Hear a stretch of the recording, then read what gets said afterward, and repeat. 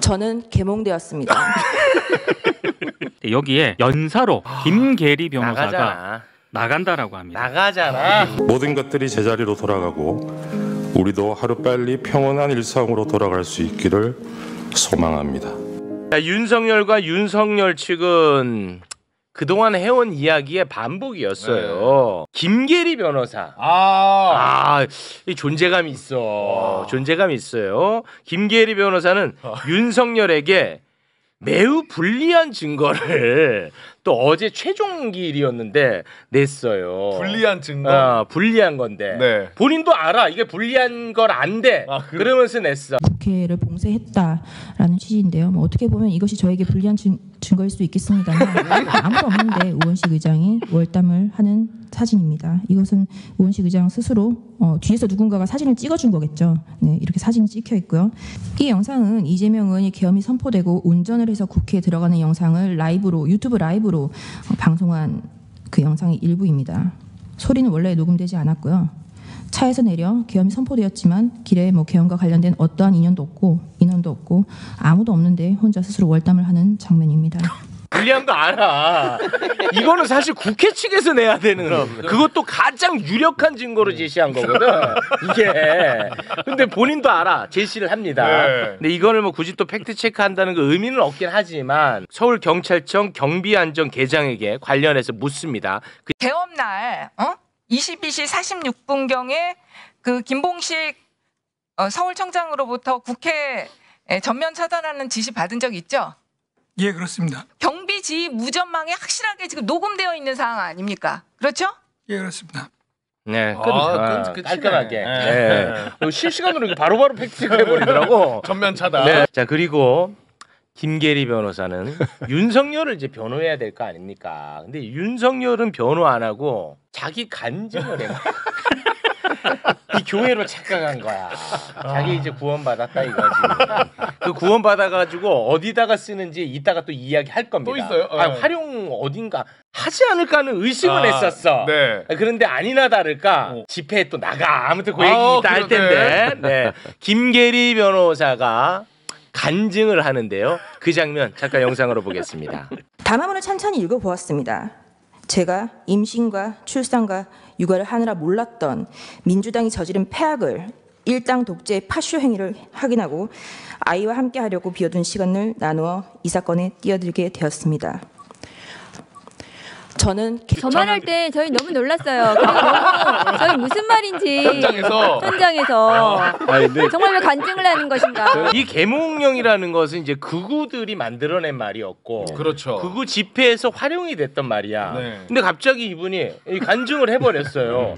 그래서 이거 분명히 뭔가 목적이 있지 않고서 저렇게 안 할 것이라고 생각했는데 관련 보도가 나왔습니다. 28일에요. 탄핵 반대 집회가 열리거든요. 네. 근데 대통령 국민 변호인단 쪽에서 주최하는 그런 집회입니다. 근데 여기에 연사로 김계리 변호사가 나간다라고 합니다. 나가잖아. 대박이네. 나가잖아. 미리 워밍업 차원에서 연습한 것 같아요. 네. 이렇게 되면 3.1절에 정강훈 집회 나가지 않을까 싶은데요. 그렇죠. 나중에 자유통일당 비례 1번은 확실하게 받겠네. 아니 국민의힘 받고 싶겠죠. 아니 그 안 받아주지 거기서는. 그래요? 그때 가서 해산될 텐데 국민의힘. 저는 개몽됐습니다 했을 때 거기 가셨던 의원님들이 굉장히 놀라셨군요. 저는 진짜 좀 오글거렸어요. 오글거렸어요. 네, 개몽 간증 하나로 이제 계속 연사로 다니겠네요. 네, 저 변호사가 계속해서 논란이 됐었어요. 홍장원 증인에 대해서도 태도나 그 질의하는 내용이 너무 그 증인의 증언을 계속 끊으면서 자기 얘기만 하고 그런 태도가 그 질의하는 게 변호사로서 맞나 저것이 윤석열에게 도움이 되나 안 되나 막 그동안 계속 문제가 됐는데 마침내 계몽 간증을 하는 것을 보고 놀랐습니다. 질의를 계속 좀 짜증 내듯이 맞습니다. 했잖아요. 그러니까 듣기에도 좀 이렇게 증인석에 앉아 있는 사람은 굉장히 불쾌하겠다. 심지어 재판관한테도 막 대드는 맞습니다. 모습을 보이기도 하고. 어떤 권한으로 하는 겁니다. 그러니까 막 이랬잖아요. 그러자 이제 참다 윤석열이 아 그만 좀 해라. 야, 아 나봐 나 지금 그만해. 나 지금 눈도장 찍어야 되는데 지금. 이런 모습이 실제로 재현이 됐었죠. 아 근데 방금 저 개몽되었다는 또 쉼표까지 주고 들어가네. 강조하고 싶은지. 아 맞습니다. 연습 많이 한 느낌이에요. 네. 자 그런데 반면 국회 측 장순욱 변호사의 최후 변론이 있었는데 아 눈물 흘릴 뻔했어요. 네. 자칫 진짜. 진짜 저는 그렇더라고요. 너무 눈물이 왈칵 쏟아질 것 같은 거야. 나 지금 또 말하면서 불안한데 울면 안 됩니다. 이게 망신입니다. 피청구인이 오염시킨 헌법의 말에 대해서 말씀드리려고 합니다. 피청구인이 헌법에 대해 언급했던 말을 일별해 보면서 그가 얼마나 왜곡된 헌법 인식을 가지고 있었는가 하는 점을 살펴보겠습니다. 피청구인이 대통령으로 취임한 지 넉 달쯤 되었을 무렵입니다. 미국 순방 중에 피청구인이 사용한 비속어가 논란이 된 적이 있습니다. 이후 대통령실은 그 논란을 집중 제기했던 특정 언론사 기자의 전용기 탑승을 배제하는 조치를 하였습니다.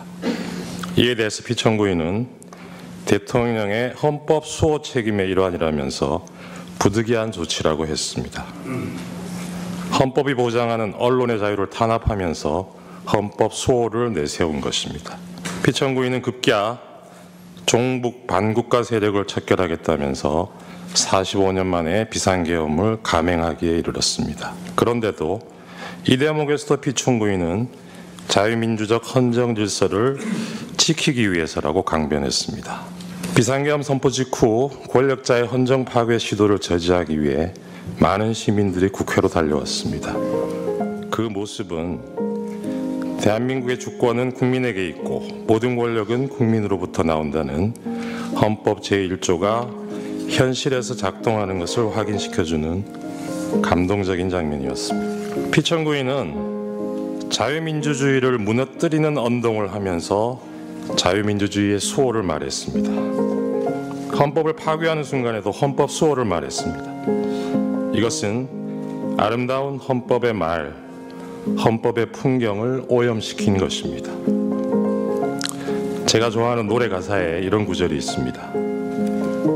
세상 풍경 중에서 제일 아름다운 풍경, 모든 것들이 제자리로 돌아가는 풍경. 이 노랫말처럼 모든 것들이 제자리로 돌아가고 우리도 하루빨리 평온한 일상으로 돌아갈 수 있기를 소망합니다. 일상. 네. 난 거기에서 완전히 이제 보니까 장순욱 변호사님이 굉장히 감성적으로 이렇게 말씀을 하시고 필력이 참 좋구나 이런 생각을 했는데요. 말씀하는 것이 거칠지 않아요. 상대방에 대한 말이 거칠지 않고 굉장히 점잖다. 말은 굉장히 점잖은데 폐부를 찌른 말이다 이런 생각이 들었거든요. 그래서 헌법 수호를 내세우면서 헌법을 파괴하는 사람에 대해 저도 보면서 야 저건 우리가 해야 될 말인데 왜 저 사람이 하고 있지라고 생각하잖아요. 그렇습니다. 네. 그거를 이제 언어를 제자리에 돌리는 것 이렇게 표현 언어를 오염시키고 언어를 제자리에 돌리는데 이렇게 표현하는 거 보자 너무 감동을 받아가지고 어제 누가 얘기해서 대리인 측에서는 그 장순욱 변호사님 걸 한번 들어봐라 이렇게 제가 제일 먼저 들어봐 이렇게 제안을 했을 정도로 너무나 감동적이었죠. 근데 저 정도는 윤석열 앉아 있었으면 윤석열도 좀 글썽글썽했을 거야. 이거는 진짜. 개인적인 얘기를 해서 좀 그런데 학교 다닐 때 친하게 지내던 선배예요. 저보다 그래요? 2년 선배인데 저게 그 학력고사 전국 수석을 한 사람이야. 저 사람이요? 근데 그때 그러고 시험은 되게 늦게 됐어요. 25기야. 근데 이제 장순욱 변호사 동기들이 저 헌법재판관 김영두, 그다음에 그 유명한 우병우, 정점식이, 유상범, 김재원, 그거 다 동기들이에요. 와. 근데 이제 그 사슴이 물을 먹으면 뭐가 되고 독사가 물을 먹으면 뭐가 된다고 하잖아요. 저는 그 생각이 참 많이 들어요. 저 장순욱 선생은 대학 다닐 때도 저렇게 똑같이 생겼었어요. 하나도 안 늙었어. 이제 모함하지 마시고. 아니 사실이야. 네, 모함. 근데 그때도 이렇게 항상 그 자취방에서 없는 살림에 그 좀 그 학생한테는 되게 부담스러운 오디오 시스템을 정비해 놓고 거기서 이렇게 음악 듣고 나름 이렇게 소설책 시도 열심히 읽고 그러고 이제 그 저기 카드도 많이 치고 그랬던 사람인데 잘 나가다가 아니, 팩트하다. 모함하지 마시고 진짜 오랜만에 진짜 오랜만에 제가 변호사 된 뒤로 한 번도 못 봤는데 이번에 보고서 참 반가웠어요. 그리고 여러 가지로 예전에 그 포스트에서 변하지 않았구나. 굉장히 감성적이잖아요. 글을 쓰는 게. 언론 활동도 되게 잘하셨어요. 조태용, 김건희 문자도 말씀을 하셨고 사실 그 대구 사람이고 국정원장이랑 김건희가 주고받은 문자 그걸 딱 포착해내기가 사실은 쉽지 않거든요. 왜냐하면 윤석열 측에서 제공한 자료잖아요. 근데 그걸 어떻게 그걸 딱 포착을 해냈을까? 그것도 참 신기하고 아주 대단하다는 생각이 많이 듭니다. 꼼꼼히 보기가 굉장히 어렵습니다. 그럴 것 같아요. 때문에. 네, 맞아요. 우리 자료도 아니기 때문에. 네. 거기서 그런 자료 있겠나 생각을 했을 텐데 그러니까요. 다 꼼꼼히 본 거잖아요. 사실은 찾아낸 거잖아. 그렇죠. 그게 대단한 거야. 저 사람들은 사실 못 보고 자기들한테 불리한 게 여기 있겠냐라고 생각하기 어렵거든요. 저쪽이 굉장히 변론 활동을 허술하게 했다는 생각이 들고 어제도 너무 준비가 안 되어 있었던 것 같거든요. 최종 변론도 그 뭐 PPT 같은 경우에도 트럼프에 대해서 이제 얘기를 할 때도 그 무슨 종이 이렇게 하나 올려가지고 PPT를 만들어 오지도 않고가 되게 불성실하게 변론 활동을 했다. 저희는 그렇게 평가합니다. 그에 비해서 우리 쪽 대리인단과 그다음에 정청래 소추위원 발언은 굉장히 훌륭했습니다. 진짜 그래서 장승 변호사가 나가서 저희가 학력고사 수석해서 그래서 그랬는지 몰라도 아는 건 다 쓰고 나온 느낌이다.